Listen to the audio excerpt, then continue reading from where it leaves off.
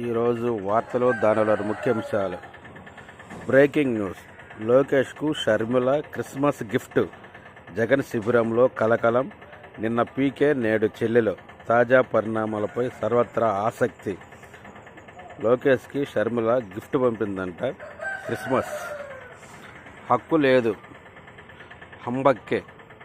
పనికిరాని జగనన్న గృహ హక్కు పథకం పత్రాలు. బ్యాంక్ రుణాలు కూడా ఇవ్వడం లేదు.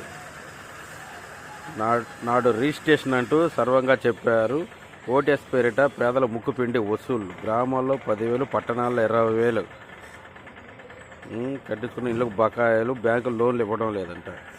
ఇది చూడండి, ప్రైవేట్ ఆస్తులపైన పడుతున్నారు. జనం ఆస్తులకు రక్షణ ఉండదు. చంద్రబాబు ఈ సీఎం సినిమా అయిపోయింది. తిప్పితే సర్కారు కళ్ళకు వెంకటరెడ్డి